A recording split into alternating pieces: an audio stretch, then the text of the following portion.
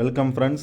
நாம் இன்றைக்கி என்ன டாபிக் பார்க்க போகிறோம் அப்படின்னா, இந்திய விடுதலை போராட்ட வரலாறு பேராசிரியர் கா வெங்கடேசன் அவர்களோட புக்கில் இருந்து முதல் உலகப் போரும் சுயாட்சி இயக்கமும் அந்த டாபிக் தான் பார்க்க போகிறோம். ஃபஸ்ட்டு வேர்ல்டு வார் வந்து உங்களுக்கே தெரியும், 1914 1918 வரைக்கும் ஃபஸ்ட்டு வேர்ல்டு வார் நடந்திருக்கும். அந்த டைமில் வந்து பார்த்திங்கன்னா சுயாட்சி இயக்கமும் அனல் பறக்க வந்து ஸ்டார்ட் பண்ணியிருப்பாங்க. அதை தான் வந்து இங்கே சொல்ல வராங்க. நம்ம பார்க்க போகிறதே அதை தான் பார்க்க போகிறோம். எப்போவுமே நம்ம டாபிக் ஸ்டார்ட் பண்ணுறதுக்கு முன்னாடி இந்த மாதிரி ஒரு பாக்ஸ் இருக்கும், அதை நம்ம எப்போவுமே படித்து வச்சுக்கிறது நம்மளோட சேஃப்டிக்காக. பாருங்கள், உயிர் மூச்சு உள்ளவரை சுதந்திர கொடியை உயர்த்தி பிடியுங்கள், வாழ்ந்து விடுதலையை பெற முடியாவிடில் அதை இறந்தாவது வெற்றி கொள்ளுங்கள் அப்படின்னு யார் சொல்லியிருக்காங்கன்னா, அன்னிபெசன்ட் அம்மையார் வந்து சொல்லியிருக்கிறாங்க. என்ன சொல்லியிருக்கிறாங்க? உயிர் மூச்சு இருக்கிற வரைக்கும் சுதந்திர கொடியை நம்ம உயர்த்தி பிடிக்கணும். சரியா? வாழ்ந்து விடுதலை பெற முடியலைனா கூட அதை வந்து எப்படியோ நம்ம இறந்தாவது நம்ம வந்து வெற்றியை வந்து அடையணும் அப்படின்னு சொல்லி அன்னிபெசன்ட் அம்மையார் சொல்லியிருக்காங்க. இதை பார்த்து வச்சுக்கோங்க. முதல் உலகப் போருக்கு ஆதரவு. முதல் உலகப் போர் 1914 ஆகஸ்ட் செப்டம்பரில் ஆரம்பித்தது. எப்போ ஸ்டார்ட் ஆகுது முதல் உலகப் போர்? 1914 ஆகஸ்ட் செப்டம்பர் மந்தில் நடக்குது. எந்த மந்த்து? ஆகஸ்ட் செப்டம்பர் மந்தில் நடக்குது. அந்த நெருக்கடியான நேரத்தில் இந்தியா இங்கிலாந்தை ஆதரித்தது. இந்தியா வந்து எதை ஆதரிக்குது? இந்தியா வந்து இங்கிலாந்தை வந்து ஆதரிக்குது. சென்னையில் கூடிய காங்கிரஸ் கூட்டத்திற்கு எப்போ? 1914 இந்த காங்கிரஸ் கூட்டம் வந்து எங்கே கூடுது? சென்னையில் வந்து கூடுது. அந்த கூட்டத்துக்கு தலைமை தாங்கிய சர் சத்யேந்திரநாத் சின்ஹா இந்தியா இங்கிலாந்துடன் தோளோடு தோள் நின்று போரிடுவதை பற்றி பெருமைப்படுவதாக பேசினார். சத்யேந்திரநாத் சின்ஹா வந்து என்ன சொல்கிறாருன்னா, இந்தியா வந்து இங்கிலாந்து கூட தோளோடு தோள் நின்று போரிடுவதை வந்து பெருமையாக பேசுகிறார். யார்? சத்யேந்திரநாத் சின்ஹா. அவர் வந்து இந்த மாதிரி பெருமையாக பேசுகிறார். எந்த கூட்டத்தில்? 1914 சென்னையில் கூடின காங்கிரஸ் கூட்டத்தில். அடுத்து பாருங்கள், காங்கிரஸ் பிரிட்டனுக்கு விசுவாசத்துடன் இருப்பதாக தீர்மானமும் நிறைவேற்றிருக்கிறாங்க. காங்கிரஸ் வந்து பிரிட்டனுக்கு வந்து நாங்கள் வந்து விசுவாசமாக இருப்போம் அப்படின்னு சொல்லி தீர்மானமும் நிறைவேற்றிருக்கிறாங்க.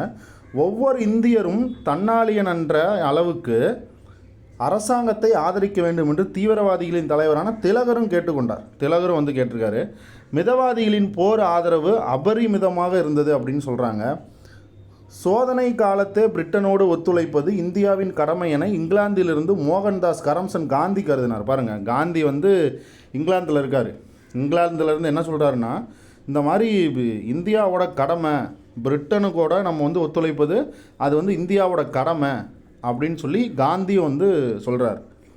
10 லட்சத்துக்கும் மேற்பட்ட இந்திய வீரர்கள் உலகின் பல்வேறு போர்க்களங்களிலும் போரிட்டனர். எத்தனை லட்சம்னு பாருங்கள், 10 லட்சத்துக்கும் மேற்பட்ட இந்திய வீரர்கள் உலகத்தில் நடந்த பல்வேறு போர்க்களங்களில் இவங்க எல்லாரும் கலந்துருக்கிறாங்க. அந்த வீரர்களுக்கு செலவுகள் அனைத்தையும் இந்திய அரசே ஏற்றுக்குது. போர் பிரச்சாரமும் பட்டாளத்துக்கு ஆட்சேர்க்கும் முயற்சியும் மக்களிடையே மிகுந்த உற்சாகத்தை ஏற்படுத்தியது. மக்கள் சுய நம்பிக்கையும் சுயமரியாதை உணர்வும் பெற்றார்கள். அவர்களிடையே அரசியல் விழிப்புணர்வு ரொம்ப அதிகமாகிடுச்சு. அரசியல் விழிப்புணர்வை பற்றியும் அவங்க வந்து அதிகமாக வந்து யோசிக்க ஆரம்பிச்சிட்டாங்க. தங்களுடைய ஆதரவு பிரிட்டனுக்கு தேவையாக இருப்பதை எண்ணி மக்கள் பெருமைப்பட்டனர். பிரிட்டனுக்கே வந்து பார்த்திங்கன்னா நாம் உதவ வேண்டிய நிலைமை ஆயிடுச்சுன்னு சொல்லி இந்திய மக்கள் ரொம்ப பெருமைப்படுறாங்க.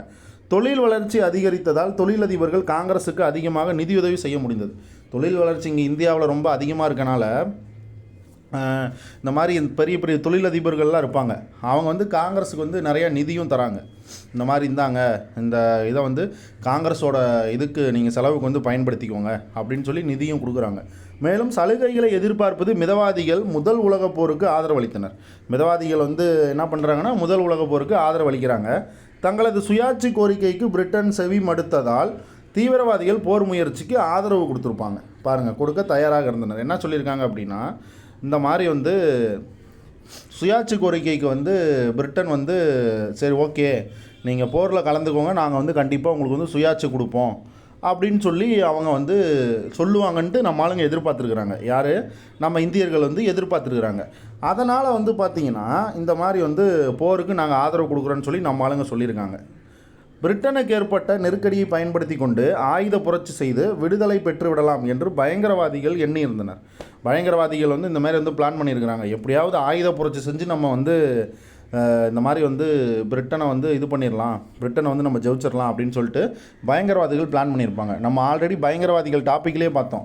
ஆயுத புரட்சி மூலமாக தான் நம்ம வந்து இந்த மாதிரி ஆங்கிலேய அதிகாரிகளை கொன்று பிரிட்டிஷோட கட்டுப்பாட்டிலேருந்து நம்ம வந்து விடுவிக்கலாம் இந்தியர்களை அப்படின்னு சொல்லிட்டு அதுதான் அவங்களோட நோக்கமாக இருந்திருக்கும், பயங்கரவாதிகளோட நோக்கமாக. நம்ம பயங்கரவாதிகள்னு தனியாகவே டாபிக் பார்த்துருக்கோம். ஸோ அந்த வீடியோ இருந்தால் நீங்கள் அதில் பார்த்துக்கோங்க, அதை நம்ம அப்லோட் பண்ணியிருக்கோம், அதை பார்த்துக்கோங்க. போரால் மிதவாதிகளும் தீவிரவாதிகளுக்கும் இடையே இருந்த இடைவெளி குறைந்ததால் தீவிரவாதிகள் காங்கிரஸை கைப்பற்றி இந்திய விடுதலை போராட்டத்தை வேகமாக நடத்த வழி ஏற்பட்டது. பாருங்கள், இந்த மாதிரி வந்து இந்த போர், முதல் உலக போர்னால் மிதவாதிக்கும் தீவிரவாதிக்கும் இருந்த இடைவெளி வந்து கொஞ்சம் கொஞ்சமாக குறையுது. ரெண்டு பேரும் வந்து பார்த்திங்கன்னா லைட்டாக ஒற்றுமை ஆகிறாங்க அந்த டைமில். ஆல்ரெடி பார்த்திங்க அப்படின்னா 1907 சூரத் காங்கிரஸ் மாநாட்டிலே வந்து மிதவாதிகள் தீவிரவாதிகள் தனியாக பிரிஞ்சிருவாங்க. ஆனால் வந்து பார்த்திங்கன்னா ரெண்டு பேருமே மிதவாத காங்கிரஸ்காரர்களும் தேசியவாத தீவிரவாத காங்கிரஸ்வாதர்களும் ரெண்டு பேருமே வந்து 1916 வந்து சேர்ந்துருவாங்க. லக்னோ காங்கிரஸ் மாநாட்டில் சேர்ந்துருவாங்க 1916.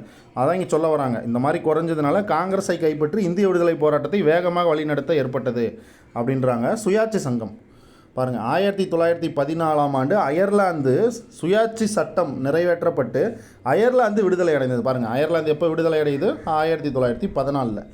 அந்த மாதிரி அந்த சுயாட்சி சங்கத்தை வந்து பார்த்திங்கன்னா அன்னிபெசன்ட் வந்து இருந்திருப்பாங்க. அதனால் வந்து பார்த்திங்கன்னா அங்கே இந்தமாரி சுயாட்சிலாம் ஸ்டார்ட் பண்ணி அங்கே அயர்லாந்து மக்களுக்கு விடுதலை வாங்கி கொடுத்துருப்பாங்க. அந்த சுயாட்சி அப்படின்ற சொல்லால் கவரப்பட்ட அன்னிபெசன்ட் அம்மையார் அந்த சொல்லையே இந்திய தேசிய போராட்டத்தின் தாரக மந்திரமாக பயன்படுத்தி கொள்ள விரும்புகிறார். அங்கேருந்து தான் அயர்லாந்துலேருந்து தான் அவர் வந்திருப்பார். யாருன்னா நம்ம அன்னிபெசன்ட் அம்மையார் அவங்க வந்திருப்பாங்க.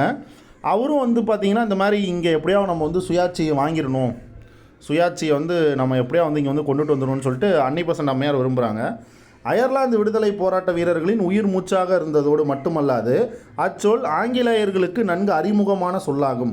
பிரிட்டானிய பேரரசுக்குட்பட்ட சுயாட்சியை அது குறித்தது. சுயராஜ்யம் என்ற சொல் பிரிட்டானிய பேரரசிலிருந்து இந்தியா பிரிந்து செல்வதை குறிப்பதாக ஆங்கிலேயர்கள் கருதக்கூடும் என்று எண்ணிய அன்னிபெசன்ட் சுயாட்சி என்ற சொல்லையே பயன்படுத்தினார். பாருங்கள், இந்த மாதிரி வந்து சுயராஜ்யம் அப்படின்ற சொல்லுக்கு பதிலாக சுயாட்சி அப்படின்ற ஒரு சொல்லையே வந்து நம்ம அன்னிபெசன்ட் அம்மையார் பயன்படுத்துகிறாங்க. அதை தான் இங்கே சொல்கிறாங்க. அடுத்தது அன்னிபெசன்ட் அம்மையாரோட பங்கு. முதல் உலகப் போர் துவக்கப்படுவதற்கு முன்பே இங்கிலாந்தில் இருந்த அன்னிபெசன்ட் இந்தியா சுயாட்சி பெறுவதற்கான முயற்சியை மேற்கொண்டார். பிரிட்டிஷ் பாராளுமன்றத்தில் இந்திய கட்சியை உருவாக்க இந்த மாதிரி பிளான் பண்ணுறார். யார்? அன்னிபெசன்ட் அம்மையார். இந்த மாதிரி வந்து பிரிட்டிஷோட பாராளுமன்றத்தில் இங்கிலாந்தில் இருக்கக்கூடிய பார்லிமெண்ட்டில் ஒரு இந்திய கட்சி, இந்தியன் பார்ட்டி அப்படின்றத ஒன்று உருவாக்க பிளான் பண்ணுறாரு. அதே மாதிரி லண்டனில் வந்து பார்த்திங்கன்னா சுயாட்சி சங்கத்தை வந்து துவக்கியிருப்பார். யார்? நம்ம அன்னிபெசன்ட் அம்மையார். இதே மாதிரி நம்ம பார்த்தோம், லண்டனில் இந்திய சுயாட்சி சங்கம் அப்படின்னு வந்துட்டா ஓகேவா, அதை பார்த்துக்கோங்க. லண்டனில் இந்திய சுயாட்சி சங்கம், நம்ம ஆல்ரெடி இதெல்லாம் வீடியோவில் சொல்லியிருக்கோம், பட் பார்த்து வச்சுக்கோங்க. லண்டனில் இந்திய சுயாட்சி சங்கம் அப்படின்ற ஒரு அமைப்பை ஏற்படுத்தினது யார் அப்படின்னா சியாம்ஜி கிருஷ்ணவர்மா அப்படின்றவர். சரியா? லண்டனில் இந்திய சுயாட்சி சங்கம் அப்படின்னா சியாம்ஜி கிருஷ்ணவர்மா அப்படின்றவர் தான் வந்து பார்த்தீங்க அப்படின்னா ஸ்டார்ட் பண்ணியிருப்பார் லண்டனில் இந்திய சுயாட்சி சங்கம். இதுவே லண்டனில் பாருங்கள், இந்தியன்ற வார்த்தை வரல, வெறும் சுயாட்சி சங்கம். ஓகேவா? லண்டனில் வெறும் சுயாட்சி சங்கத்தை வந்து ஸ்டார்ட் பண்ணது யார் அப்படின்னா அன்னிபெசன்ட் அம்மையார். பார்த்து வச்சுக்கோங்க, ரெண்டுத்துக்கும் வித்தியாசத்தை பார்த்து வச்சுக்கோங்க. அன்னிபெசன்ட் அம்மையார். இந்தியா திரும்பிய அவர் சென்னை ஸ்டாண்டர்டு, ஓகேவா, மெட்ராஸ் ஸ்டாண்டர்ட் என்ற பத்திரிகையை வெளியிட்ட நிறுவனத்தை விலக்கி வாங்கி அந்த பத்திரிகைக்கு நியூ இந்தியான்னு பேர் மாற்றம் செஞ்சு சுயாட்சியை பற்றிய தனது கருத்துக்களை வெளியிட்டார். எப்போ? 1914 ஜூன் மாதத்தில். என்ன பண்ணுறாங்க?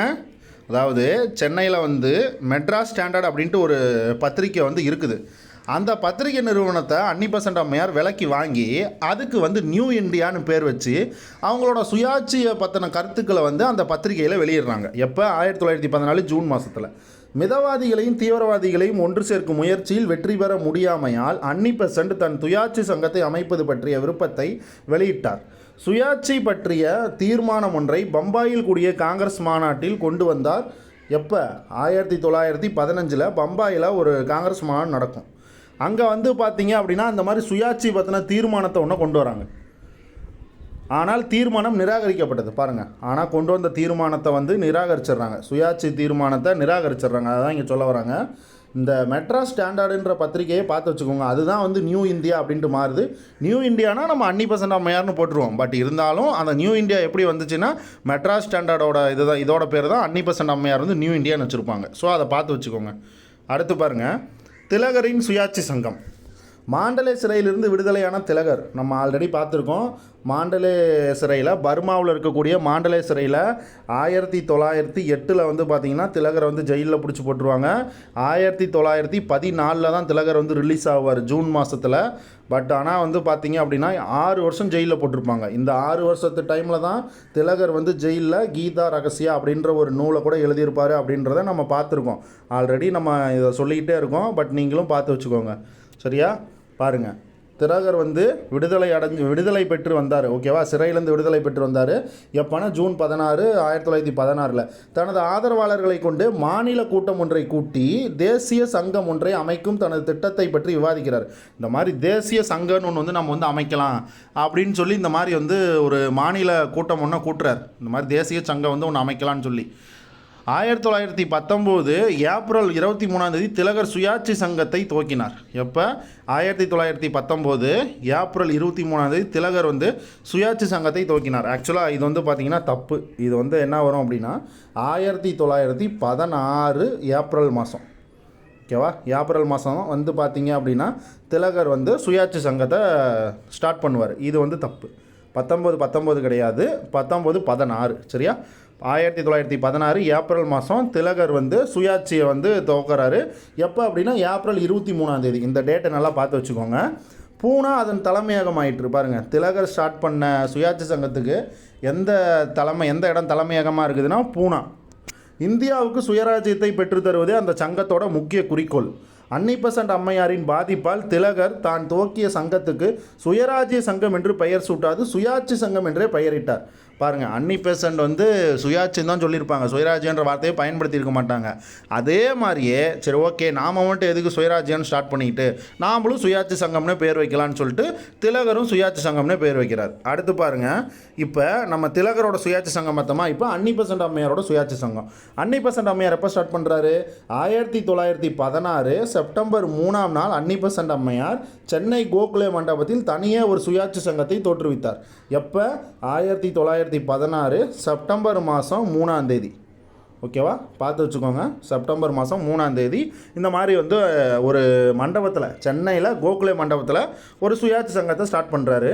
அடையாறு தான் அதோட தலைமையகம். என்ன பிளேஸு? அடையாறு. திலகர் ஸ்டார்ட் பண்ணதுக்கு வந்து பார்த்திங்க அப்படின்னா எது வந்து தலைமையகம் அப்படின்னா பூனா. சரியா? பூனா தான் அதோட தலைமையகம். இது எதுக்குன்னா திலகருக்கு. அன்னிபெசன்ட் அம்மையாருக்கு அடையாறு. ஓகேவா? சரி, அடுத்து பாருங்கள், சுயாட்சி சங்கத்தை நம்ம அன்னிபெசன்ட் அம்மையார் ஸ்டார்ட் பண்ணாங்களே சுயாட்சி சங்கம். அதோட நோக்கம் என்னென்னு பாருங்கள். சட்ட ரீதியான முறைகளை மேற்கொண்டு இந்தியாவுக்கு சுயாட்சியை பெற்றுத்தருதல். சுயாட்சி பெற்ற பின்னரும் பிரிட்டிஷ் பேரரசுடன் தொடர்பு கொண்டிருத்தல். சுயாட்சி நம்ம என்ன தான் வாங்கியிருந்தாலும் இந்த மாதிரி நம்ம பிரிட்டன் கூட நம்ம டச்சிலேயே இருக்கணும், அதாவது தொடர்புலேயே இருக்கணும் அப்படின்றாங்க. காங்கிரஸை ஆதரித்து பலப்படுத்துதல். காங்கிரஸை வந்து நம்ம ஆதரித்து காங்கிரஸை வந்து பலப்படுத்தணும். இந்தியாவுக்கு சுயாட்சி வேண்டியதன் அவசியத்தை பற்றி தொடர்ந்து பிரச்சாரம் செஞ்சுக்கிட்டே இருக்கணும். சுயாட்சி வந்து இந்தியாவுக்கு கம்பல்சரி தேவை அப்படின்னு சொல்லி நம்ம எல்லா இடத்துலையும் பிரச்சாரம் பண்ணிக்கிட்டே இருக்கணும் அப்படின்றது. திலகரும் பெசண்டும் தனித்தனியாக சுயாட்சி சங்கங்களை துவக்கியது ஏன் அப்படின்னு ஒரு கொஸ்டின் எழும்புது. அதுக்கு என்ன சொல்கிறாங்க அப்படின்னா, சுயராஜ்யம் சுயாட்சி பற்றிய கருத்து மாறுபாடு கொண்டவர்கள் இருதரப்பிலும் இருந்தனர். எனவே அவர்கள் அனைவரையும் தேசிய இயக்கத்தில் ஈடுபட வைக்கவே இரு சங்கங்களையும் ஆரம்பித்து இருவரும் இணைந்து போராடுவதென முடிவு செய்ததாக அன்னிபெசன்ட் வந்து விளக்கம் அளிச்சிருக்கிறாரு. எதனால் வந்து நாங்கள் வந்து தனித்தனியாக வந்து சுயாட்சி சங்கங்களை ஸ்டார்ட் பண்ணோம் அப்படின்னா, இந்த மாதிரி சுயராஜ்யம் சுயாட்சி பற்றிய கருத்து மாறுபாடு கொண்டவர்கள் ரெண்டு தரப்புலையுமே இருக்கிறாங்க. ஏன்னா ஒவ்வொருத்தரும் சுயராஜ்யம்னு சொல்லுவாங்க, ஒருத்தர் சுயாட்சின்னு சொல்லுவாங்க. ஸோ ரெண்டு தரப்புலையுமே இந்த மாதிரி இருக்கிறாங்க இந்தமாரி சொல்கிறவங்க. அதனால் அனைவரையும் நாங்கள் தேசிய இயக்கத்தில் ஈடுபட வைக்கணுங்கிறதுக்காகவே நாங்கள் வந்து இந்த மாதிரி தனித்தனியாக வந்து ஸ்டார்ட் பண்ணோம் அப்படின்னு சொல்கிறாங்க. ஓகேவா? ரெண்டு பேர் இணைஞ்சு ஒவ்வொரு இடத்துலையும் தனித்தனியாக ஸ்டார்ட் பண்ணியிருப்பாங்க. அவர் எங்கே? பூனாவில் அவரோட தலைமையாக இருக்கும். யாரோடது? திலகரோடது. அன்னிபெசன்ட் அம்மையார் எங்கே இருக்குன்னா சென்னை அடையாறில் இருக்கும். அடுத்து பாருங்கள், சுயாட்சி போராட்டம். திலகர் வட இந்தியாவில் இந்திய சுயாட்சி தீவிர பிரச்சாரத்தில் ஈடுபட்டதை போன்று அன்னிபெசன்ட் அம்மையார் தென்னிந்தியாவில் சூறாவளி சுற்றுப்பயணம் மேற்கொண்டார். ஆந்திர பகுதியில் மட்டும் சுயாட்சி சங்கத்தின் 50 கிளைகள் துவக்கப்பட்டது. எங்கே? ஆந்திராவில் மட்டும் பார்த்தீங்கன்னா சுயாட்சி சங்கத்தோட கிளைகள் பார்த்தீங்கன்னா 50 கிளைகளை வந்து ஸ்டார்ட் பண்ணியிருப்பாங்க. ஓகேவா? அது நல்லா பார்த்து வச்சுக்கோங்க. அடுத்து பாருங்கள், சென்னை ராஜ்ஜியத்தின் வட்டார பகுதிகள் எல்லாம் சுயாட்சி இயக்கம் பரவியது. சென்னை மாகாணத்தில் இருக்கக்கூடிய வட்டார பகுதி எல்லாத்துலேயுமே வந்து சுயாட்சி இயக்கம் பரவுது. மிதவாதிகளும் இந்த இயக்கத்தை ஆதரிக்கிறாங்க. பாருங்கள், மிதவாதிகள் வந்து என்ன பண்ணுறாங்க, காங்கிரஸ் சுயாட்சி இயக்கத்தை வந்து ஆதரிக்கிறாங்க. ஏராளமான பிரசுரங்கள் வந்து வெளியிடுறாங்க. பொதுக்கூட்டங்களில் இந்தியாவுக்கு சுயாட்சி கோரி சொற்பொழிவுகள் எல்லாம் நடத்துகிறாங்க. இந்த மாதிரி பொதுவாக ஒரு கூட்டத்தை நடத்தி அந்த கூட்டத்தில் சுயாட்சி பற்றின சொற்பொழிவுகள் எல்லாத்தையும் போட்டு காமிச்சு நடத்துகிறாங்க. சென்னையில் புகைவண்டியில் ஐரோப்பியர்களுக்கு தனியாக இடஒதுக்கீடு செய்வதை எதிர்த்து மாணவர்கள் ஆர்ப்பாட்டம் செய்கிறாங்க. இது ரொம்ப முக்கியம், பார்த்து வச்சுக்கோங்க. இதை சென்னையில் இந்த மாதிரி புகைவண்டியில் ஐரோப்பியர்களுக்குன்னு தனியாக இடஒதுக்கீடு கொடுத்துருப்பாங்க. அவங்க அந்த ஒரு சீட் அப்படின்னா அதில் ஐரோப்பியர்கள் மட்டும்தான் உட்காருவாங்க, இந்தியர்களுக்கு அதில் வந்து இடம் கிடையாது. ஸோ அதை எதிர்த்து மாணவர்கள்லாம் போராட்டம் பண்ணுறாங்க. எப்போ அப்படின்னா இது அதே டைமில் தான் 1916 ஜூலை மாதம் 24 இந்த மாதிரி வந்து மாணவர்கள்லாம் போராட்டம் பண்ணுறாங்க. கோட்டை புகைவண்டி நிலையம் பாருங்கள், எங்கே கோட்டை புகைவண்டி நிலையத்தில் மாணவர்களுக்கும் ஐரோப்பியர்களுக்கும் இடையே மோதல் ஏற்படுது. சென்னை கவர்னர் பெட்லாண்ட் பிரபு அதிர்ச்சி அடைகிறாரு.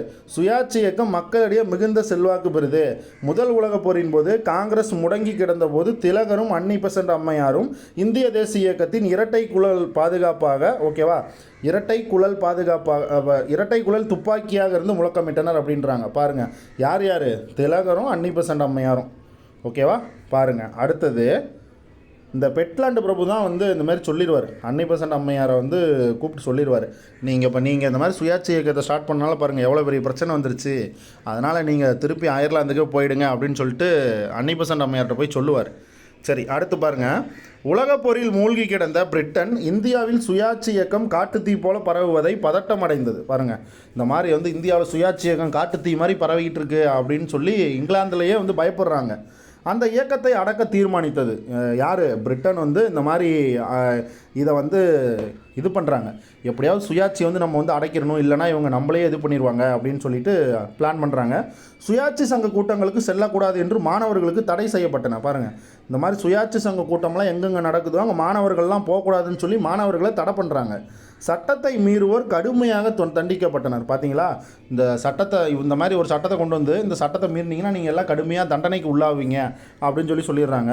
விரும்பத்தகாத அந்நியர்கள் இந்தியாவினுள் நுழையாமல் தடுக்கப்பட்டனர். சுயாட்சி பற்றிய பிரச்சாரம் கட்டுப்படுத்தப்பட்டது.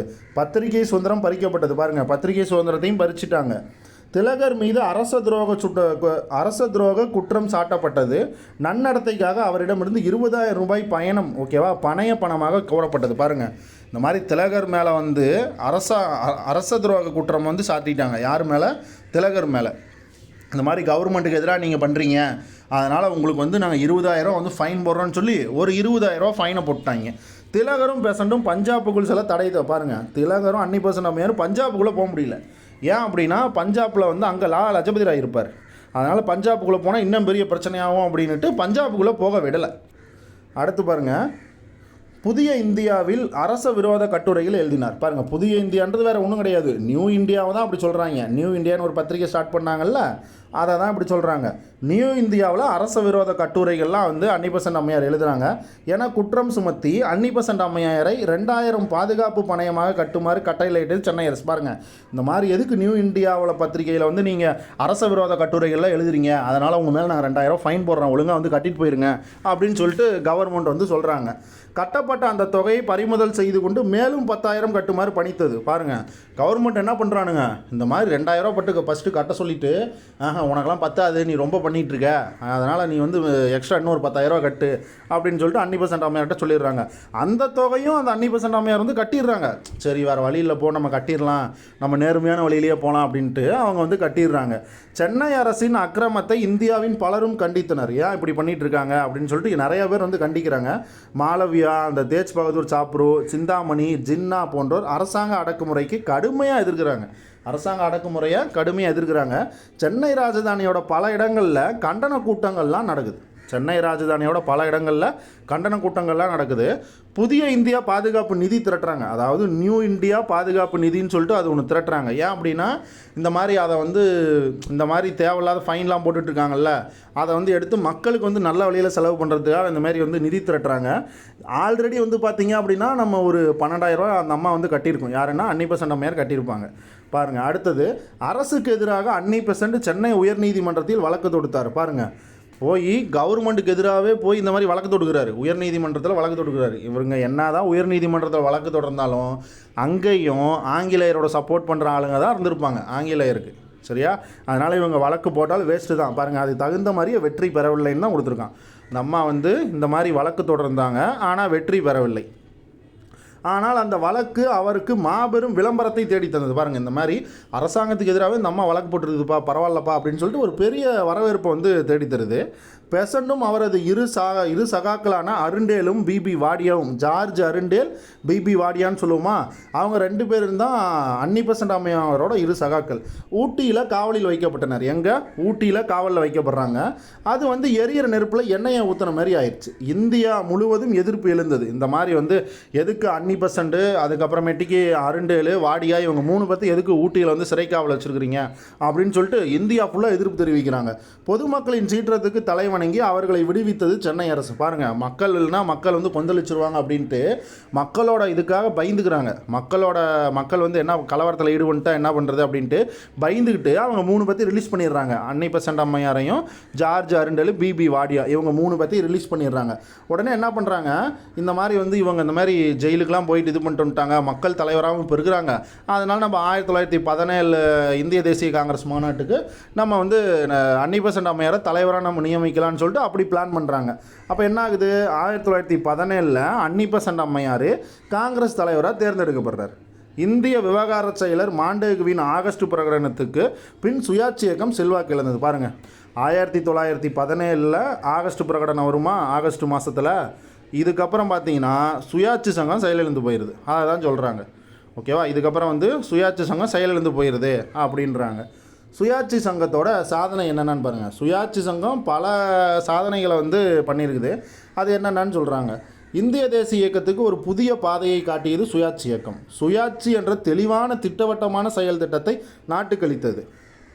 பாருங்க, நாட்டுக்கே கொடுத்துருக்குது. என்னது, இந்த ஒரு தெளிவான திட்டவட்டமான சுயாட்சி அப்படின்ற ஒன்று நாட்டுக்கே கொடுத்துருக்குறாங்க. கோகுலே, ஃபெரோஷா மேத்தா போன்ற அரசியல் மேதைகள் இல்லாத குறையை நீக்கி காங்கிரஸ் பிளவுபட்டதால் ஏற்பட்ட பலவீனத்தை போக்கி ஆங்கில ஆட்சிக்கு ஒருமித்த எதிர்ப்பை கொடுத்தது சுயாட்சி இயக்கம் அப்படின்றாங்க. ஏன்னா ஆங்கிலேயருக்கு டஃப் கொடுத்துருப்பாங்கல்ல அந்த சுயாட்சி இயக்கமாக தான் சொல்கிறாங்க. இந்த இயக்கம் யாசக போக்கை விடுத்து பிரச்சார பத்திரிகைகள் சுதந்திர நீதிமன்ற போராட்டத்தில் இறங்கியது. பேச்சு சுதந்திரத்திற்காக திலகர் மேற்கொண்ட பிரச்சாரமும் பத்திரிகை சுதந்திரத்துக்காக அன்னி பெசன்ட் தொடுத்த வழக்கும் சுயாட்சிக்கு சாதகமாக பொதுமக்கள் கருத்து உருவாக காரணமாக இருந்துச்சு அப்படின்றாங்க.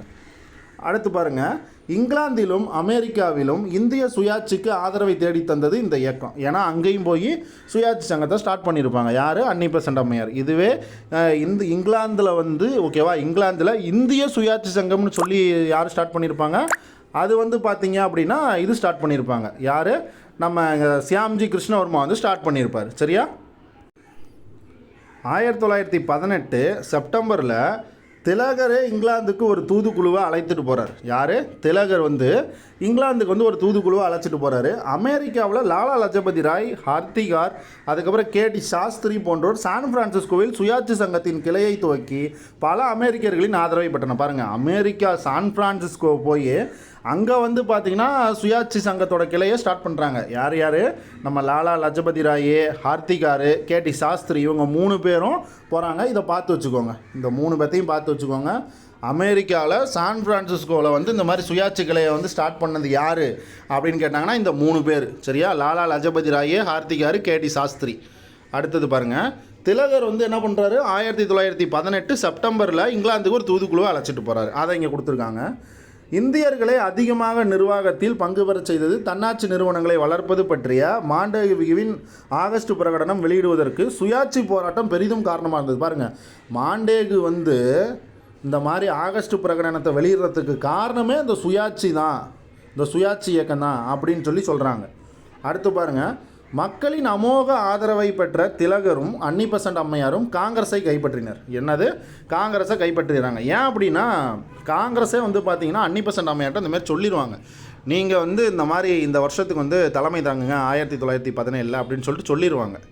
சரி, இப்போ பாருங்கள், கூற்று ஒன்று சொல்லியிருக்காங்க. என்ன அப்படின்னா, காங்கிரஸ் ஒரு தளபதி இல்லாத பட்டாளமாக இருக்குது அப்படின்னு சொல்கிறாங்க. ஏன்னா அந்த காங்கிரஸில் யாருமே பெரிய பெரிய தலைவர்கள் யாருமே இல்லை, அதனால் அந்த மாதிரி சொல்கிறாங்க. யாருன்னா பட்டாபி சீதாராமையா சொல்கிறாரு, காங்கிரஸ் ஒரு தளபதி இல்லாத பட்டாளன்னு சொல்கிறாரு. அடுத்து பாருங்கள், சென்னை ராஜதானி சுயாட்சி இயக்கத்தில் மையமாயிற்று. அன்னி தேசிய இயக்கத்திற்கு புதிய உந்து சக்தியை கொடுத்தார்.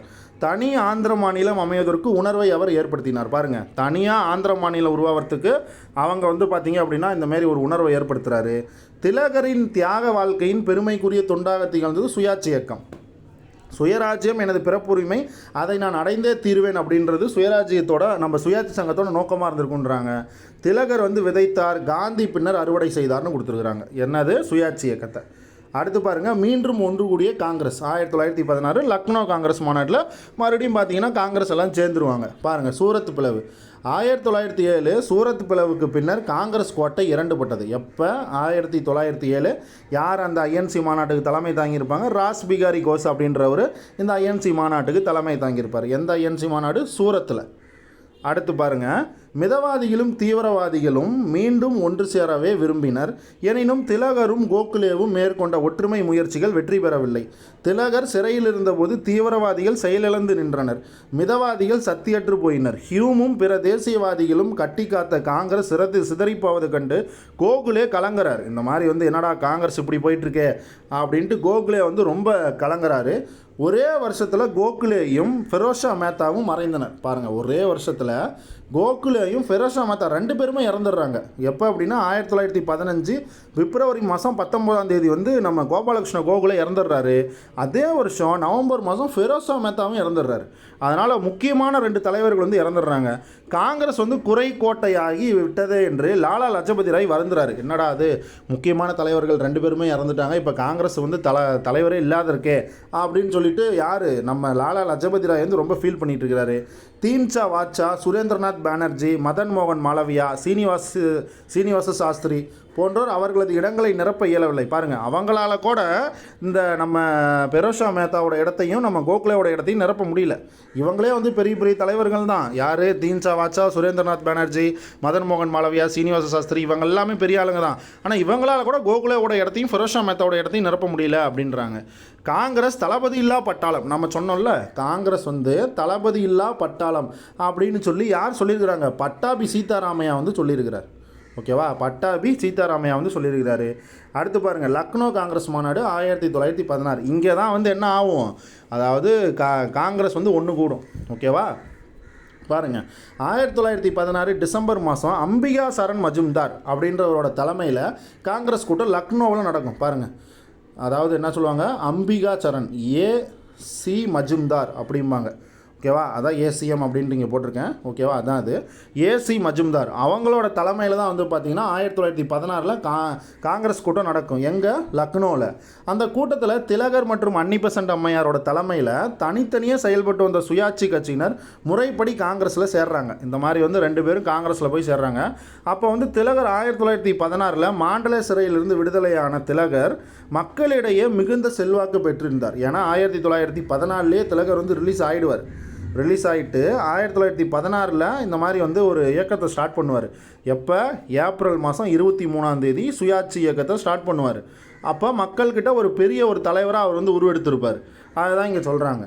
காங்கிரஸ் கூட்டத்துக்கு தலைமை தாங்கிய மஜும்தார் கிட்டத்தட்ட 10 ஆண்டுகால அரசியல் வனவாசத்துக்கு பிறகு இவர்கள் மீண்டும் காங்கிரஸ் பேரியக்கத்தில் பங்கேற்பதை மனநிறைவோடு வரவேற்றார். யார்? நம்ம ஏசி மஜும்தார் இருக்காருல்ல, அம்பிகா சரண் மஜும்தார். அவர் இந்த மாதிரி சொல்கிறாரு, பரவாயில்ல, இந்த மாதிரி காங்கிரஸ் மறுபடியும் இணையறதுல ரொம்ப சந்தோஷம் அப்படின்னு சொல்லிட்டு வரவேற்கிறாரு. திலகரும் அன்னி அம்மையாரும் ராஸ்பிகாரி கோஸ், அதுக்கப்புறம் சுரேந்திரநாத் பானர்ஜி ஆகியோருடன் ஒரே மேடையில் வீட்டிருந்தது கண்கொள்ளா காட்சியாக இருந்தது அப்படின்றாங்க. அடுத்து பாருங்கள், காங்கிரஸ் கூட்டம் நடைபெற்ற இடத்துக்கு அருகாமையிலேயே முஸ்லீம் லீக்கின் கூட்டமும் கூடியது. பாருங்கள், காங்கிரஸ் எங்கே நடந்துச்சோ அதுக்கு பக்கத்துலேயே முஸ்லீம் லீக்கோட கூட்டமும் கூடுது. அங்கே 1916ஆம் ஆண்டு முஸ்லீம் லீக்கின் தலைமை பொறுப்பேற்ற முகமது அலி ஜின்னா அந்த கூட்டத்துக்கு தலைமை தாங்குறார். பாருங்கள், 1916 முஸ்லீம் லீக்கோட தலைவராக யார் பதவி ஏற்றிருப்பாங்க அப்படின்னா நம்ம முகமது அலி ஜின்னா தான் பார்த்திங்கன்னா முஸ்லீம் லீக்குக்கு தலைமை பொறுப்பு ஏற்றிருப்பார். அவரே அந்த 1916 முஸ்லீம் லீக் கூட்டத்துக்கு தலைமையும் தாங்கியிருப்பார். ஓகேவா? யார்? முகமது அலி ஜின்னா. ஃபஸ்ட்டு முஸ்லீம் லீக்கை நம்ம ஜின்னா என்ன பண்ணியிருப்பார்? எதிர்த்திருப்பார். நம்ம முஸ்லீம் லீக் டாபிக் பார்க்கும்போது பார்த்துருப்போம். முகமது அலி ஜின்னா கூட அதில் ஜாயின் பண்ண மாட்டார். அவர் இந்திய முஸ்லீம்கள் சைடில் இருந்திருப்பார். பட் ஆனால் இங்கே பாருங்கள், அப்படியே மாறிடும். முஸ்லீம் லீக்கில் போய் ஜின்னாவே போய் சேர்ந்துருவார். ஓகேவா? அடுத்து பாருங்கள், அந்த காலகட்டத்தில் ஜின்னா அகில இந்திய கண்ணோட்டத்தோடு சமயச்சார்பற்ற நாட்டுப்பற்று மிக்க தேசியவாதியாக இருக்கிறாரு. தன்னை போன்றே பிற முஸ்லீம் தலைவர்களும் சமயச்சார்பற்ற மனப்பான்மையுடையவர்களாக மாற்ற முனைகிறார். ஆனால் கடைசியாக என்ன ஆகிடும், அவரே பார்த்தீங்கன்னா அந்த கொள்கையை பின்வாங்குற மாதிரி ஆகிடும். ஏன்னா அவர் சமயச்சார்பற்றவராக இருக்க மாட்டார். முஸ்லீம்களுக்குன்னு தனி நாடு வேணும்னு கேட்டு அவரே இந்த மாதிரி கடைசியாக பிளான் பண்ண ஆரம்பிச்சிருவார். சரி, அடுத்து பாருங்கள், காங்கிரஸ் கூட்டமும் முஸ்லீம் கூட்டமும் லக்னோவில் தனித்தனியாக நடைபெற்றதாலும் இரு இயக்க தலைவர்களும் இந்த கூட்டங்களில் கலந்து கொண்டு உரையாற்றினர் என்பது குறிப்பிடத்தக்கதுன்றாங்க. காங்கிரஸும் முஸ்லீம் லீக்கும் ஒரே மன அலைவரிசையில் இருந்தது என கூறலாம். காங்கிரஸில் இணைந்த திலகர் காங்கிரஸையும் முஸ்லீம் லீக்கையும் ஒருங்கிணைக்கும் பணியில் முனைப்புடன் செயல்பட்டார். பாருங்கள், திலகர் இந்த மாதிரி காங்கிரஸையும் முஸ்லீம் லீக்கையும் நம்ம ஒன்று போல் பார்க்கணும், ஒரே கண்ணோட்டத்தோடு பார்க்கணும் அப்படின்னு சொல்லிட்டு இவங்க எல்லாத்தையும் ஒருங்கிணைக்கணும்னு சொல்லி அதில் பார்த்திங்கன்னா தீவிரமாக ஈடுபடுறாரு. இந்து முஸ்லீமோட ஒற்றுமையின் மூலமே இந்திய விடுதலையை பெற முடியும் என்று கருதிய திலகர் அந்த முயற்சியில் இறங்குறார். இந்து முஸ்லீம் ஒற்றுமை மூலமாக தான் நம்ம இந்தியர்கள் விடுதலையே பெற முடியும் அப்படின்னு சொல்லி திலகர் நினைக்கிறாரு. இந்துக்களின் பிரதிநிதியாக கூறுகிறேன், எதிரியோடு போரிடும்போது அனைவரும் இன மதம் அரசியல் வேறுபாடின்றி ஒன்றுபட்டு போராட வேண்டியது முக்கியம் என்று திலகர் கூறினார். பாருங்கள், ரொம்ப ரொம்ப முக்கியம். இந்த டைலாக்கை பார்த்து வச்சுக்கோங்க. பாருங்கள், நான் இங்கே சைடில் ரெட் கலரில் இம்பார்ட்டன்ட் சிம்பிள் போட்டு வச்சுருக்கேன், பார்த்துக்கோங்க. இந்துக்களின் பிரதிநிதியாக கூறுகிறேன். என்னத்தை சொல்கிறாரு, எதிரியோடு போரிடும் அனைவரும் இன மத அரசியல் வேறுபாடின்றி ஒன்றுபட்டு போராட வேண்டியதான் ரொம்ப ரொம்ப முக்கியம் அப்படின்னு யார் சொல்கிறாரு, திலகர் சொல்கிறாரு. ஸோ இதை யார் சொன்னாங்கன்னு பார்த்து வச்சுக்கோங்க, திலகர் சொல்கிறார். அடுத்தது, பெரும்பான்மையினரின் மேலாதிக்கம் பற்றிய சிறுபான்மையினரின் அச்சத்தை போக்க வேண்டியதன் அவசியத்தை வலியுறுத்தினார். லக்னோ உடன்பாடு ஏற்படுவதற்கு திலகர் பெரிதும் காரணமாக இருக்கிறார். யார், பாலகங்காதர் திலகர் லக்னோ உடன்பாடு ஏற்படுறதுக்கு ரொம்ப பெரிய காரணமாக இருக்கிறாரு. பாருங்கள் இதோட முக்கியத்துவம். லக்னோ காங்கிரஸ் பன்முறை முக்கியத்துவம் வாய்ந்தது. என்னென்னா, திலகரோட சுயாட்சி இயக்கத்தினர் காங்கிரஸில் மீண்டும் சேர்ந்து தங்களது செல்வாக்கை நிலைநாட்டிக் கொள்வதற்கான வாய்ப்பை பெற்றனர். இந்திய சுயாட்சியை பெறுவதற்காக மேலும் அதிகமான அரசியலமைப்பு சீர்திருத்தங்கள் இன்றியமையாதது என்று இந்த கூட்டத்தில் வலியுறுத்தப்பட்டது. எந்த கூட்டத்தில், இந்த 1916 கூட்டத்தில், ஓகேவா, ஐஎன்சி மாநாட்டில் 1916 நடந்த ஐஎன்சி மாநாட்டில் இந்த மாதிரி சொல்லியிருக்கிறாங்க. காங்கிரஸின் தீர்மானங்களையும் திட்டங்களையும் அன்றாட நடவடிக்கைகளையும் ஒருங்கிணைத்து நடைமுறைப்படுத்துவதற்காக ஒரு செயற்குழு, அதாவது ஒரு ஒர்க்கிங் கமிட்டியை அமைக்க வேண்டும் அப்படின்ற ஒரு கருத்தை திலகர் முன்வைக்கிறார். எதில், இந்த மாநாட்டில் 1916 நடந்த மாநாட்டில். அந்த கருத்தை அப்போது மிதவாதிகள் ஏற்காவிட்டாலும், பாருங்கள், அந்த திலகர் சொன்ன கருத்தை அப்போ இருந்த மிதவாதிகள் ஏற்காவிட்டாலும் 4 ஆண்டுகள் கழித்து அதற்கு செயல் வடிவம் கொடுத்தார் காந்தி. 4 வருஷம் கழித்து அதுக்கு செயல் வடிவம் கொடுக்குறாரு காந்தி. ஏன் அப்படின்னா 1920 திலகர் இருக்க மாட்டார், திலகர் இறந்துருவார். ஏன்னா 1920 காங்கிரஸ் மாநாட்டுக்கு திலகர் தான் தலைமை தாங்குற பிளான் இருந்திருக்கும். பட் ஆனால் திலகர் முன்னாடி இறந்துட்டனால அவரால் அங்கே தலைமை தாங்க முடியாது. சரியா? சரி, பாருங்கள், காங்கிரஸ் பிரதிநிதிகள் சிறப்பு ரயிலில் சென்று ஆண்டு கூட்டத்தில் கலந்து கொள்ளும் வழக்கம் இந்த கூட்டத்தில் இருந்து தான் ஆரம்பித்ததுன்றாங்க. எந்த கூட்டத்திலிருந்து, 1920 கூட்டத்திலிருந்து தான் அதை சொல்கிறாங்க. இந்த கூட்டத்திலேருந்து தான் ஆரம்பிச்சதுன்ட்டு. வரலாற்று முக்கியத்துவம் வாய்ந்த சர்ச்சைக்குரிய காங்கிரஸ் முஸ்லீம் லீக் லக்னோ உடன்பாடு ஏற்பட்டது இந்த கூட்டத்தில் தான். சாரி, இது பார்த்தீங்கன்னா 1916 கூட்டம். என்னென்னா, காங்கிரஸ் பிரதிநிதிகள் சிறப்பு ரயிலில், ஓகேவா, சிறப்பு ரயிலில் சென்று ஆண்டு கூட்டத்தில் கலந்து கொள்ளும் வழக்கம் இந்த கூட்டத்தில் இருந்து தான் ஆரம்பித்ததுன்னா 1916 லக்னோ காங்கிரஸ் கூட்டத்திலிருந்து அது ஆரம்பிக்குது. 1920 கிடையாது. ஓகேவா?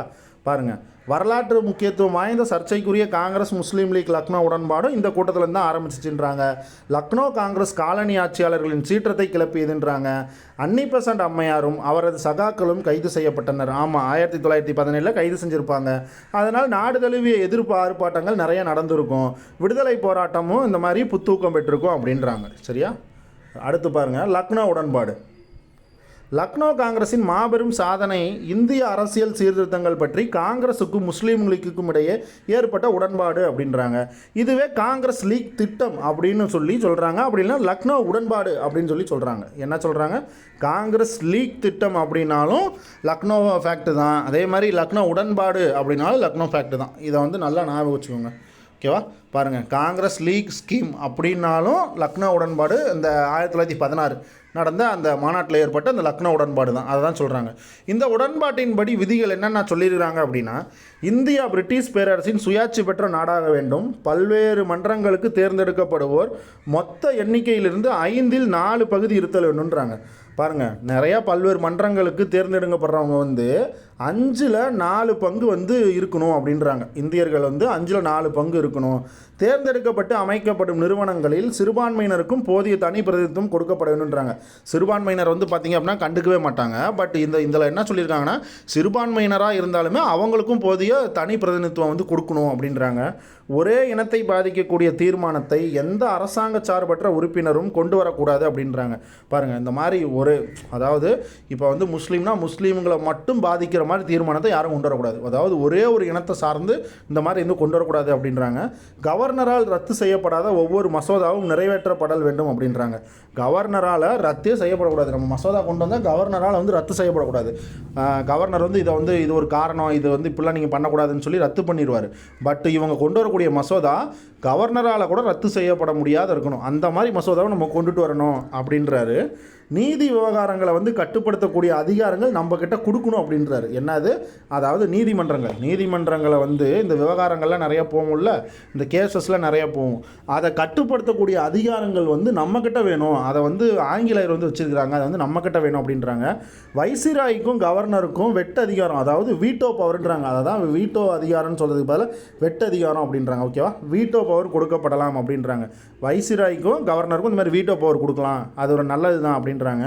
வைஸ்ராயின் ஆட்சிக்குழுவின் உறுப்பினர்களில் பாதி பேர் மத்திய சட்டமன்றத்தில் தேர்ந்தெடுக்கப்பட்ட பிரதிநிதிகளாக இருக்கிறது அவசியம்ன்றாங்க. யாரோட ஆட்சிக்குழுவில்? வைஸ்ராயோட ஆட்சிக்குழுவில் பாதிக்கு மேற்பட்டவங்க வந்து மத்திய சட்டமன்றத்திலேருந்து நம்ம தேர்ந்தெடுக்கணும். மாநில சட்டமன்றத்தில் தான் தேர்ந்தெடுக்கக்கூடாது. நம்ம வந்து ஸ்ட்ரைட்டாக மத்திய சட்டமன்றத்திலேருந்து தேர்ந்தெடுக்கப்பட்ட பிரதிநிதியாக தான் இருக்கணும் அப்படின்றாங்க. மாநிலங்களுக்கு அதிக தன்னாட்சி உரிமை வழங்கப்படல் வேணுன்றார். எங்கள் மாநிலங்களுக்கு அதிக தன்னாட்சி உரிமை வேணுன்றாங்க. மத்திய சட்டமன்ற உறுப்பினர்கள் எண்ணிக்கை 150 உயர்த்தப்பட்டு அதில் 1/3 பங்கு முஸ்லீம்கள் வந்து இருக்கணும் அப்படின்றார். மத்திய சட்டமன்றத்தோட எண்ணிக்கை எவ்வளவா இருக்கணும்? 150 வந்து ரைஸ் பண்ணி அதில் 1/3 பங்கு வந்து பார்த்திங்கன்னா முஸ்லீமாக இருக்கணும் அப்படின்றார். ஓகேவா? பாருங்கள், 150னா அதில் 50 பேர் வந்து முஸ்லீமாக இருக்கணும் அப்படின்னு அர்த்தம். ஏன்னா 1/3 பங்கு தானே, அப்போ 50 பேர் முஸ்லீமாக இருக்கணும் அப்படின்ட்டு அர்த்தம். இந்திய விவகார செயலரின் இந்திய கவுன்சில் கலைக்கப்படல் வேணுன்றார். பாருங்கள், இந்திய விவகார செயலரோட இந்திய கவுன்சில் இங்கே இருக்கக்கூடாது. ஏன்னா அவர் தான் ரொம்ப தலையிட்டு இது பண்ணிகிட்ருக்காரு, ராவடி பண்ணிகிட்ருக்காரு. அதனால் அவரோட கவுன்சிலே வந்து கலைக்கணும் அப்படின்றாங்க. பிரிட்டிஷ் பேரரசுக்குள் இந்தியர் பிறருக்கு சமமாக நடத்தப்படணுன்றாங்க. அதாவது இந்தியர்களை வந்து பார்த்திங்கன்னா பிரிட்டிஷ்க்கு ஈக்குவலாக நடத்த மாட்டாங்க, பிரிட்டிஷ்காரனுக்கு ஈக்குவலாக இந்தியர்களை பார்க்க மாட்டாங்க.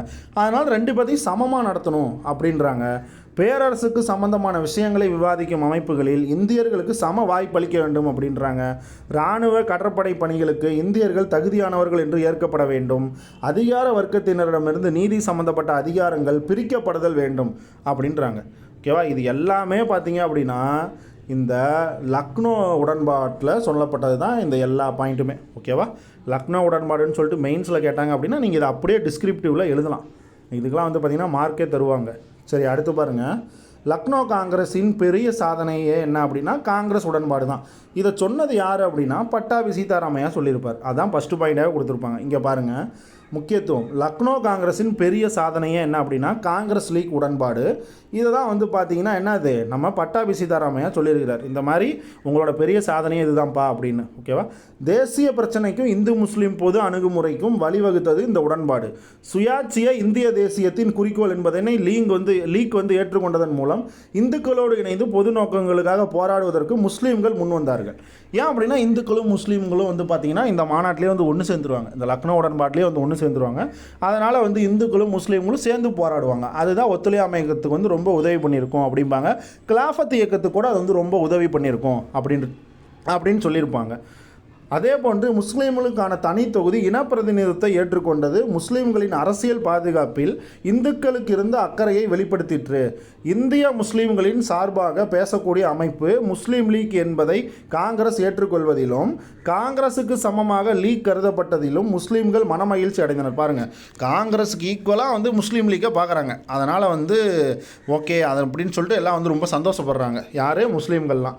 முஸ்லீம்கள் அனைவரும் இந்திய தேசிய போராட்டத்தில் பங்கேற்பதற்கான சூழ்நிலையை இந்த உடன்பாடு ஏற்படுத்தி கொடுத்தது. தேசிய ஒருமைப்பாட்டுக்கு போடப்பட்ட பலமிக்க அடித்தளமே லக்னோ உடன்பாடு அப்படின்றாங்க. தேசிய ஒருமைப்பாட்டுக்கு போடப்பட்ட நல்ல ஒரு அடித்தளம் தான் வந்து லக்னோ உடன்பாடு அப்படின்னு சொல்கிறாங்க. இந்தியாவோட இருபெரும் அரசியல் சார்ந்த அமைப்புகளின் கோரிக்கைகளை உள்ளடக்கிய உடன்பாடு தான் இது அப்படின்றாங்க. லக்னோ காங்கிரஸ் மாநாடு, லக்னோ உடன்பாட்டுக்கு திலகரே முக்கிய காரணம் என்றும் அன்னிபெசன்ட் அம்மையாரின் செல்வாக்கால் தான் காங்கிரஸ் லீக் திட்டம் உருவானது என்றும் கூறப்படுகிறது. என்ன சொல்கிறாங்க, அதாவது லக்னோ உடன்பாட்டுக்கு திலகர் தான் முக்கிய காரணம் அப்படின்னும் அன்னிபெசன்ட் அம்மையாரோட செல்வாக்கால் தான் காங்கிரஸ் லீக் திட்டமே உருவானுச்சு அப்படின்னு சொல்கிறாங்க. யார் காரணமாக இருந்தாலும் இந்த உடன்பாடு இந்து முஸ்லீம் இணைப்பு முயற்சியில் முக்கிய மைல்கல் என்பதில் எந்தவித ஐயமுமே இல்லை அப்படின்னு சொல்லி முடிக்கிறாங்க. பாருங்கள், லக்னோ உடன்பாடோட மதிப்பீடு. லக்னோ உடன்பாடு இந்து முஸ்லீம்களின் விட்டு கொடுக்கும் மனப்போக்குக்கான சிறப்பான ஒரு எடுத்துக்காட்டு அப்படின்றாங்க. எனினும் முஸ்லீம்களை திருப்திப்படுத்துவதற்கான முயற்சியின் துவக்கமே இது என்பதை பின்னர் நடந்த நிகழ்ச்சிகள் நிரூபித்தன. முஸ்லீம்களும் இந்துக்களும் ஒரு தாய் மக்கள், ஒரு நாட்டின் குடிகள் என்ற காங்கிரஸின் தேசிய கோட்பாடு இந்த உடன்பாட்டால் அடிபட்டு போயிற்று அப்படின்னு சொல்கிறாங்க.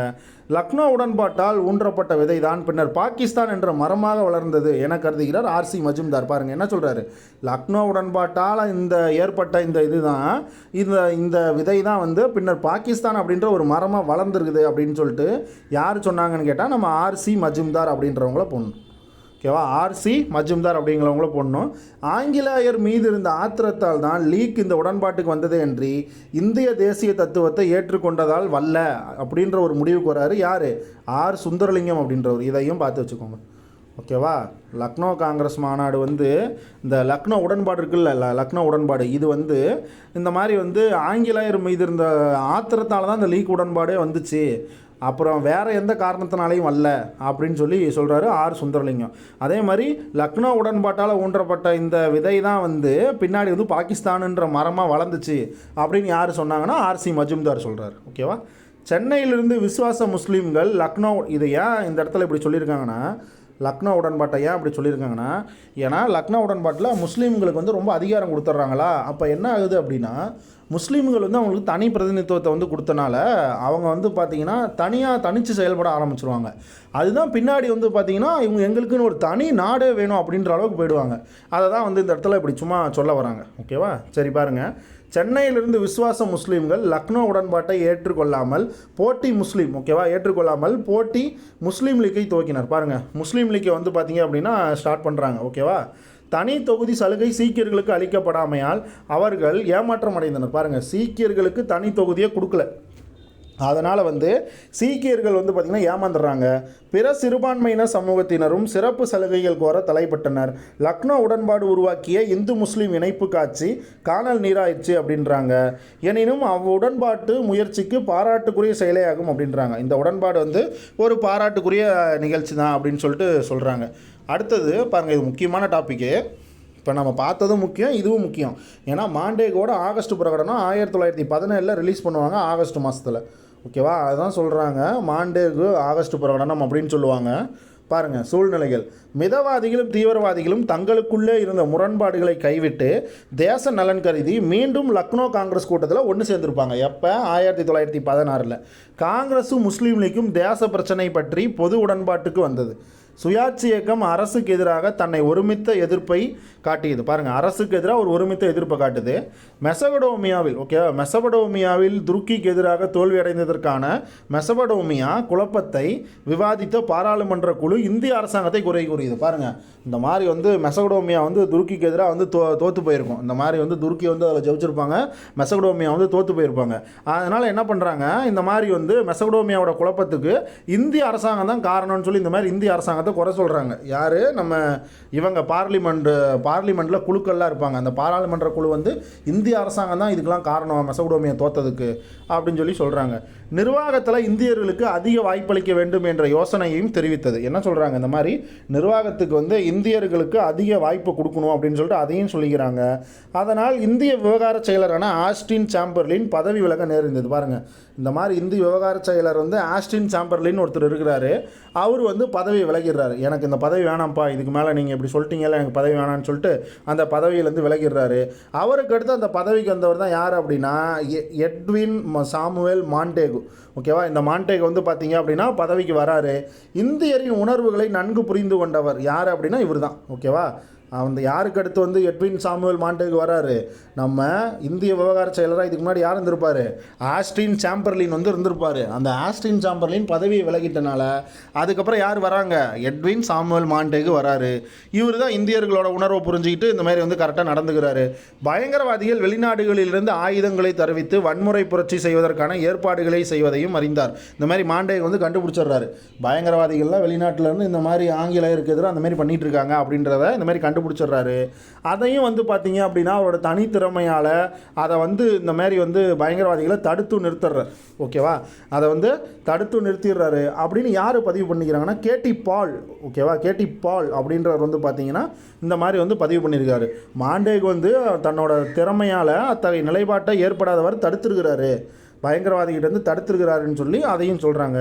1917 ஆகஸ்ட் 20 அன்று பிரிட்டிஷ் பாராளுமன்றத்தில் காலத்தின் கட்டாயத்தை உணர்ந்த மாண்டேகு தனது பிரகடனத்தை வெளியிட்டார். பாருங்கள், 1917 ஆகஸ்ட் மாதம் 20 வந்து பார்த்தீங்கன்னா இந்த மாதிரி வந்து மாண்டேகு அவரோட ஆகஸ்ட் பிரகடனத்தை வெளியிடுறார். முக்கிய கொள்கைகள், வரலாற்று முக்கியத்துவம் வாய்ந்த மாண்டேகுவின் ஆகஸ்ட் பிரகடனம், அதில் என்னென்ன சொல்லியிருக்காங்க, என்னென்ன கொள்கைகள் அதில் இருந்திருக்கு அப்படின்னு பார்க்கலாம். நிர்வாகத்தில் ஒரு துறையிலையும் இந்தியர்கள் அதிகமாக பங்கேற்க வாய்ப்பளிக்கணும் அப்படின்னு சொல்லியிருக்காரு. தன்னாட்சி நிறுவனங்கள் முறையாக வளர்க்கணும் அப்படின்னு இருக்காரு. தன்னாட்சி நிறுவனங்களை முறையாக வந்து வளர்க்கணும் அப்படின்னு சொல்லியிருக்காரு. அதோட நோக்கம் வந்து பார்த்திங்க அப்படின்னா பிரிட்டிஷ் பேரரசின் பிரிக்க முடியாத பகுதியாக உள்ள இந்தியா படிப்படியாக பொறுப்பாட்சியை பெறுவதற்காக இருக்க வேண்டும் அப்படின்றாரு. பிரிட்டிஷ் பாராளுமன்றமும் இந்திய அரசும் ஒவ்வொரு கட்டத்திலும் இதை கண்காணிக்கும். பாருங்கள், பிரிட்டிஷ் பாராளுமன்றமும் இந்திய அரசும் ஒவ்வொரு கட்டத்திலையும் இதை வந்து கண்காணிச்சிட்டே இருக்கும் அப்படின்றாங்க. இந்த மாற்றங்களை கொண்டு வருவதற்கான நடவடிக்கைகள் சீக்கிரமாக வந்து எடுக்கணும் அப்படின்றாங்க, உடனடியாக மேற்கொள்ளப்படணும் அப்படின்றாங்க. இவற்றை செய்யும்போது பொறுப்பான இந்திய தலைவர்களும் அவர்களுக்குள்ள பொறுப்பேற்கும் தகுதியும் கணக்கில் எடுத்துக்கொள்ளப்படும் அப்படின்றாங்க. பாருங்கள், இது எல்லாத்தையும் நம்ம செய்யும்போது, இந்த நோக்கங்கள் எல்லாத்தையும் செய்யும்போது இந்த மாதிரி இந்திய தலைவர்களும் அவர்களுக்குள்ளே இருக்கக்கூடிய அந்த பொறுப்பேற்கும் தகுதியும் இதில் வந்து நாங்கள் கணக்கில் எடுத்துக்கணும் அப்படின்னு சொல்லிட்டு சொல்கிறாங்க. இதோட முக்கியத்துவம் பாருங்கள், மாண்டேகுவின் ஆகஸ்ட் பிரகடனம் பிரிட்டனின் இந்திய நிலை பற்றி சந்தேகத்துக்கிடமின்றி அறிவித்தது. பொறுப்பாட்சியை வழங்குவதே இங்கிலாந்தின் இறுதி லட்சியம் என்பது ஆணித்தரமாக பிரகடனப்படுத்தப்பட்டது. ஓகேவா, ஆணித்தரமாக பிரகடனப்படுத்தியிருக்கிறாங்க. இதில் பாருங்கள், இந்தியா கோரிய சுயராஜ்ய உரிமை ஏற்றுக்கொள்ளப்பட்டது. பாருங்கள், இந்தியா வந்து சொன்ன சுயராஜ்யத்தை ஏற்றுக்கிறாங்க. எதேச்சதிகார ஆட்சிக்கு பதில் சட்ட அமைப்பு ஆட்சி கொண்டு வருவதற்கான உத்தரவாதம் வழங்கப்பட்டது. எதேச்சதிகார ஆட்சினா அவங்க நினச்சாங்கன்னா அவங்க என்ன வேணால் பண்ணலாம். அதாவது நம்ம நினச்சோம்னா நம்ம என்ன வேணால் பண்ணுறோம்ல, அந்த மாதிரி தான் அந்த எதேச்சதிகாரம் அப்படிம்பாங்க. ஓகேவா, ஒருத்தர் வந்து அவங்களுக்கு தேவையான முடிவை அவங்களே வந்து தீர்மானிச்சிக்கிறது. ஓகேவா, அதை தான் வந்து பார்த்திங்கன்னா எதேச்சதிகாரம் அப்படிம்பாங்க. அந்த எதேச்சதிகாரத்துக்கு பதிலாக சட்டத்தை கொண்டு வாங்க, சட்டத்து மூலமாக நம்ம வந்து இந்தமாரி ஆட்சியை கொண்டு வரலாம் அப்படின்னு சொல்லிட்டு அதுக்கு வந்து உத்தரவாதம் கொடுக்குறாங்க. இதை இந்திய அரசியலமைப்பு வரலாற்றில் ஒரு அத்தியாயம் முடிந்தது, அடுத்த அத்தியாயம் எழுதப்பட்டதற்கு ஒப்பாகும் அப்படின்னு சொல்லி ஒருத்தர் சொல்கிறார். அவர் தான் யார் அப்படின்னா SR சர்மா அப்படின்றவர். பாருங்கள் என்ன சொல்கிறாரு, இந்திய அரசியலமைப்பு வரலாற்றில் ஒரு அத்தியாயம் முடிஞ்சு அடுத்த அத்தியாயம் எழுதப்பட்டதுக்கு ஒப்பாகும் அப்படின்னு சொல்லி ஒருத்தர் சொல்கிறாரு. அவர் தான் யார், SR சர்மா அப்படின்றவர் இந்த மாரி சொல்கிறார். எதை, இந்த ஆகஸ்ட் பிரகடனத்தை அந்த மாரி சொல்கிறாரு. அடுத்து பாருங்கள், மாண்டேகுவின் அறிவிப்பு காலத்தின் கீதமாக இனித்தது. பாருங்கள், அறிவிப்பு காலத்தோட கீதமாக இனிக்குது. இந்த மாதிரி இதனால் இந்தியர்கள் ஊக்கமும் உற்சாகமும் பெற்றனர். மிதவாதிகள் இந்த பிரகடனத்தை இந்தியாவின் மேக்ன கர்த்தா என்றே கருதினர். பாருங்கள், மிதவாதிகள் வந்து என்ன சொல்கிறாங்க, இந்தியாவோட மேக்ன கர்த்தா இது அப்படின்னு சொல்லிட்டு அதை பெருமையாக பேசுகிறாங்க. எது அப்போ இதெல்லாம் வந்து பார்த்திங்கன்னா கொஸ்டின் ஏரியா. இந்த RS சர்மாவை பார்த்து வச்சுக்கோங்க. அதே மாதிரி இந்தியாவோட மேக்ன கர்த்தான்னு சொல்லி மிதவாதிகள் எந்த சட்டத்தை சொல்லியிருப்பாங்க அப்படின்னா ஆகஸ்ட் பிரகடனம். 1917 ஆகஸ்ட் பிரகடனத்தை தான் வந்து இந்த மாதிரி மிதவாதிகள் வந்து இந்த மாரி சொல்லியிருக்கிறாங்க. ஓகேவா, ஆகஸ்ட் 20 ஆகஸ்ட் பிரகடனத்தை பார்லிமெண்ட்டில் அவர் வந்து அறிவிப்பார். இங்கிலாந்து பார்லிமெண்ட்டில் மாண்டேகு வந்து அறிவிப்பார். அதை தான் இங்கே சொல்கிறாங்க. அடுத்து பாருங்கள், தீவிரவாதிகள் தங்களது சுயராஜ்ய கோரிக்கையை நிறைவேற்றுவதற்கான அறிகுறியே இது என்று எண்ணினர். இந்திய சுதந்திர போராட்ட தலைவர்கள் பொறுப்பாட்சியை நோக்கி நடைபோட துவங்கினர். இந்திய தேசிய அரசியலில் புதிய சகாப்தம் துவக்கப்பட்டது. இது வந்து நிறைய திருப்பு முனை ஏற்படுத்தினது அப்படின்றாங்க. அறிவிப்பை அடுத்து மாண்டேகு இந்திய அரசியல் நிலையை நேரில் கண்டறிய வந்தார். எப்போ, இந்த மாதிரி ஆகஸ்ட் 20 அறிவிப்பை போட்டுடுறாரு. ஓகேவா, எங்கே இங்கிலாந்தில் பார்லிமெண்ட்டில் இந்த மாதிரி அறிவிப்பை சொல்லிட்டார். யார்? நம்ம மாண்டேகு. எப்போ? 1917 ஆகஸ்ட் 20. அப்புறம் இந்தியா வராரு. சரி, நம்ம இந்த மாதிரி அறிவிச்சிட்டோம்ல, நம்ம இந்தியாவோட நிலைமை எப்படி இருக்குன்னு போய் பார்க்கலாம் அப்படின்ட்டு 1917 நவம்பர் மாதம் 10 இந்தியாவுக்கு வந்து இந்தியாவோட தலைவர்களை கலந்து ஆலோசிக்கிறார். என்னன்னு இந்த மாதிரி வந்து நான் சொன்ன யோசனை எப்படி பாருக்கு அப்படின்னு சொல்லி கலந்து ஆலோசிக்கிறாரு. வைஸ்ராய் சமஸ்போர்டு வந்து பார்த்தீங்க அப்படின்னா வராரு. எங்கே? இங்கே வைஸ்ராய் சமஸ்போர்டு பார்த்தீங்கன்னா இந்த மாதிரி அவர் கூட விவாதிக்கிறார். யார்? மாண்டேகு. மாண்டேகு வந்து சமஸ்போர்டு கூட விவாதித்து அதுக்கப்புறம் மாண்டேகு சமஸ்போர்டு கூட்டறிக்கையை ரெடி பண்ணுறாங்க. இந்த மாதிரி வந்து மாண்டேகு சமஸ்போர்டு அப்படின்ற ஒரு சட்டத்தை வந்து நம்ம வந்து கொண்டுட்டு வரலாம் அப்படின்னு சொல்லிட்டு அந்த கூட்ட அறிக்கையை வந்து ரெடி பண்ணுறாங்க. அந்த அறிக்கையை ரிலீஸ் பண்ணிடுறாங்க. எப்போ? 1918 ஜூலை மாதம் 8. ஓகேவா, ஜூலை மாதம் 8 வந்து மாண்டேகு சமஸ்போர்டு கூட்டறிக்கையை ரிலீஸ் பண்ணுறாங்க. நீங்கள் வந்து மாண்டேகு சமஸ்போர்டு சட்டம்னு கேட்டால் அது 1919. ஓகேவா, ஆனால் நம்ம பார்க்குறது வந்து என்னென்னா மாண்டேகு சமஸ்போர்டு கூட்ட அறிக்கை. ஓகேவா, அந்த அறிக்கையை எப்போ ரிலீஸ் பண்ணாங்கன்னு கேட்டால் நம்ம இதை தான் போடணும். 1918 ஜூலை 8 தான் வந்து போடணும். சரியா, அதுதான் வந்து பின்னால் என்னவா சொல்கிறாங்க அப்படின்னா மான்ஃபோர்டு ஸ்கீம் அப்படின்றாங்க. அதாவது தமிழில் பாருங்கள், மான்ஃபோர்டு திட்டம் அப்படின்னு சொல்லி அதை சொல்கிறாங்க. ஓகேவா, சரி பாருங்கள், அந்த கூட்டத்தோட அறிக்கையோட அடிப்படையில் தான் நிறைவேற்றப்பட்டது என்னது? 1919 இந்திய அரசாங்க சட்டம் அப்படின்றாங்க. அதுவே பின்னாளில் மாண்டேகு சமஸ்போர்டு சீர்திருத்தங்களாகும் அப்படின்றாங்க. பார்த்தீங்களா, இந்த கூட்டறிக்கை தான் ஃபஸ்ட்டு வரும். இந்த கூட்டறிக்கை வந்ததுக்கப்புறம் தான் அது என்னவா மாறுது? இந்திய அரசு சட்டம் 1919. ஓகேவா, அதுதான் பின்னாடி இதெல்லாம் இந்த கூட்டறிக்கையை நிறைவேற்றினதுக்கு அப்புறம் தான் இந்த இந்திய அரசாங்க சட்டம் 1919 வரும். ஓகேவா, அதுதான் பின்னாடி என்னன்னு சொல்லுவாங்க, மாண்டேகு சமஸ்போர்டு சீர்திருத்த சட்டம் அப்படிம்பாங்க. அவ்வளோதான். இதுதான் வந்து பார்த்தீங்க அப்படின்னா ஆகஸ்ட் அறிக்கை. இந்த ஆகஸ்ட் அறிக்கையால் தான் இதெல்லாம் வந்தது அப்படின்னு சொல்லிட்டு சொல்கிறாங்க. இதோட பார்த்தீங்க அப்படின்னா இந்த டாபிக் வந்து ஃபினிஷ் ஆகுது. ஓகேவா ஃப்ரெண்ட்ஸ்? Okay friends, thank you.